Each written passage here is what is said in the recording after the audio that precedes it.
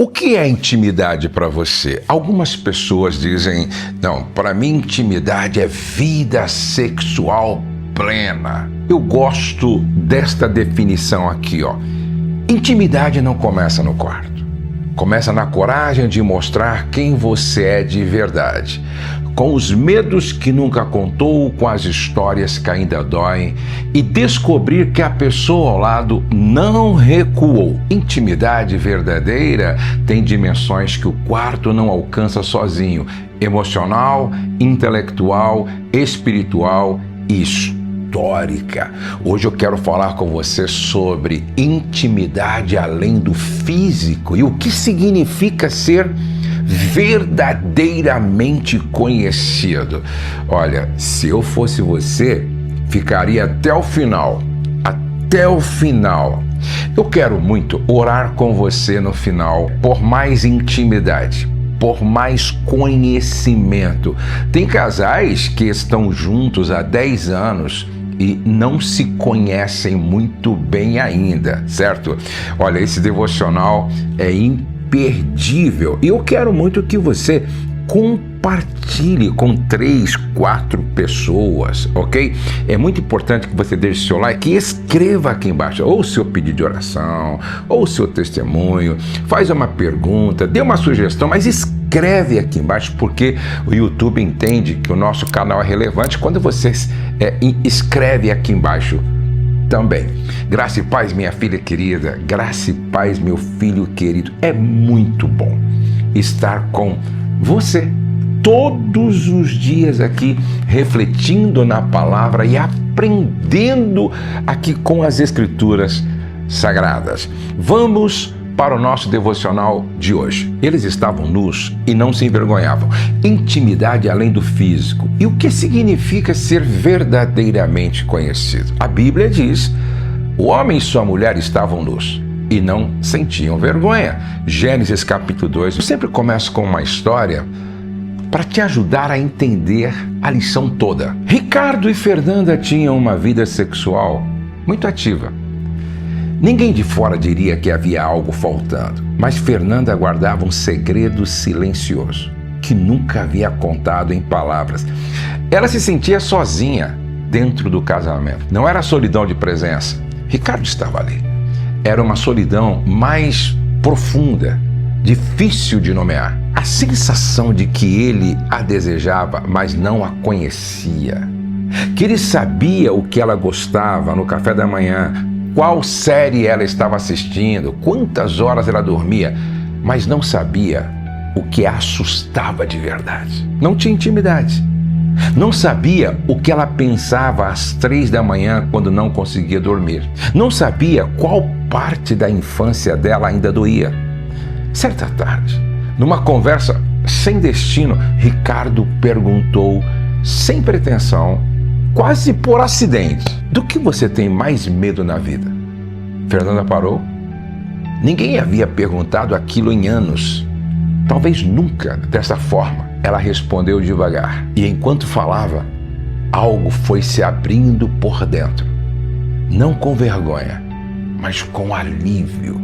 Ricardo ouviu sem resolver, sem consertar, sem mudar de assunto. Apenas ouviu. Aquela noite, Fernanda disse para si mesma que havia sido mais íntima naquela conversa de 40 minutos do que em meses de vida conjugal. Veja, gente, que poderoso é isso. Não porque o casamento era ruim, mas porque ela havia finalmente sido conhecida. Quantos casais vivem essa realidade? Gênesis 2:25 é um dos versículos mais densos de toda a Escritura e um dos mais ignorados. Ele não está descrevendo apenas um estado físico, está descrevendo um estado de alma. Nus, em hebraico, é arumim. Carrega a ideia de exposição total. Não apenas do corpo, mas de tudo. Pensamentos, medos, histórias, falhas, esperanças. E sem se envergonhar. Esta palavra no original descreve a ausência de necessidade de esconder qualquer parte dessa exposição. Nenhuma máscara, nenhuma performance, nenhuma versão editada de si mesmo. Esse era o estado original do casamento. Dois seres completamente expostos um ao outro e completamente seguros nesta exposição. A queda de Gênesis 3 não destruiu apenas a inocência, destruiu essa segurança. Tive medo porque estava nu e me escondi. Gênesis 3:10. O medo entrou e com ele a roupa, não apenas a de tecido, mas a de comportamento, as defesas, as máscaras, os papéis que passamos a representar até dentro do casamento. A intimidade verdadeira é a jornada de volta a esse lugar. Não ao Éden, mas a algo que a graça torna possível. Ser completamente conhecido e ainda assim completamente amado. A primeira lição que a gente aprende é que o corpo entrega o que a alma ainda não aprendeu a guardar, mas também pode esconder o que a alma fechou. Há uma inversão paradoxal no casamento moderno. Os corpos se entregam e as almas permanecem vestidas. Dois que dormem juntos, mas que nunca conversaram sobre o que os move por dentro. Dois que dividem a cama, mas não dividem os medos. Dois que se conhecem fisicamente com profundidade e emocionalmente com superficialidade. Isso não é hipocrisia, é proteção. Desde a infância aprendemos que ser conhecido é um risco, que mostrar o que está dentro pode resultar em rejeição, em julgamento, em exposição dolorosa. E aí, os dois constroem ao longo da vida uma versão deles mesmos que é aceitável e apresentam isso até para quem se ama. O problema é que só se pode amar quem se conhece. Quando você apresenta ao cônjuge uma versão editada de si mesmo, o amor que ele ou ela tem por você é um amor dirigido a essa versão editada, não a você. E isso gera uma solidão específica, a de ser amado sem ser conhecido. O maior medo humano não é o fracasso, é ser completamente conhecido e ainda assim não ser amado. O casamento é o lugar onde esse medo pode ser finalmente vencido, disse Brené Brown no livro A Coragem de Ser Imperfeito. Intimidade verdadeira, gente, começa quando você decide mostrar o que está escondido e descobre que o amor do outro não diminuiu. Tim Keller disse assim, ser completamente conhecido e ainda assim amado, isso é o que o casamento foi feito para oferecer.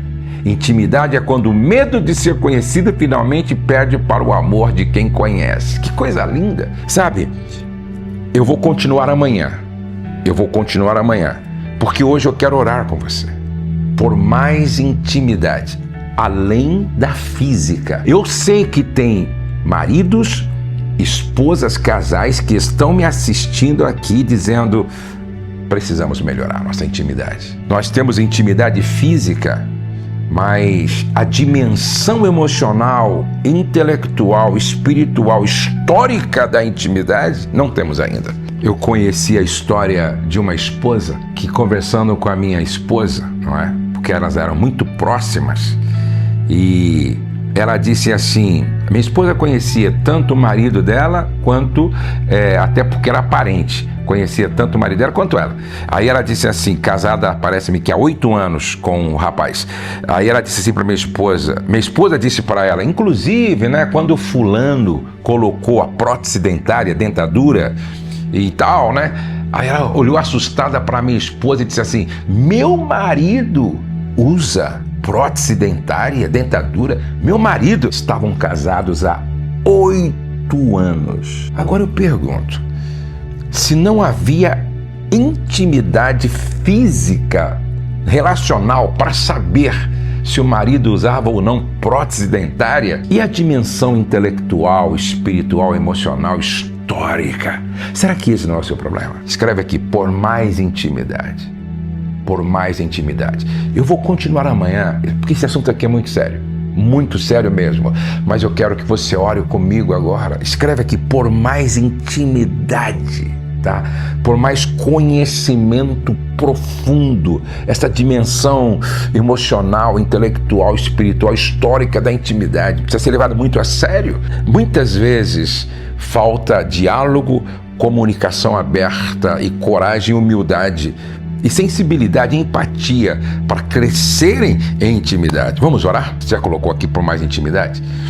Antes de orar, eu quero dar bem-vindos a todos os membros do nosso canal.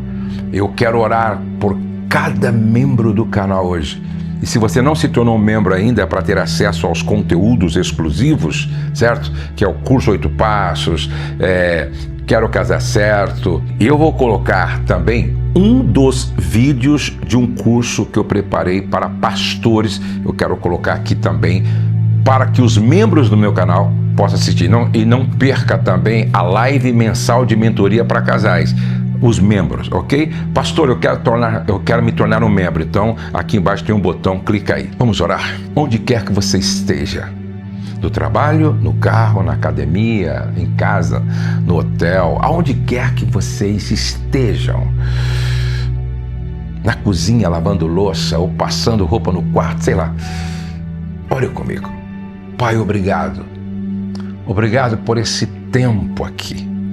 E como a gente precisa entender que intimidade não começa no quarto, começa na coragem de mostrar quem nós somos de verdade, com os nossos medos, nossas histórias, nossas dores, com a certeza de que o nosso cônjuge continuará nos amando incondicionalmente. Eu quero orar por este casal, por esta família, para que haja mais intimidade, para que haja um conhecimento maior do que vai no interior de cada um. E que essa intimidade se manifeste quando o medo de ser conhecido finalmente perde para o amor de quem conhece. Pai, eu abençoo esta casa, esta família, este lar, este casal, com toda sorte de bênção, hoje e sempre. Amém. Amém. Deus abençoe você, sua casa. Deixa o seu like, certo? Vamos terminar. O céu não está em crise, Deus está no controle. Olha, nós cremos em milagres e a nossa família está debaixo da graça de Deus. Antes de sair, copie o link deste vídeo e mande para 3 pessoas que você ama e quer bem. Um beijo no seu coração e até o nosso próximo devocional, onde eu vou dar continuidade falando sobre intimidade além do físico.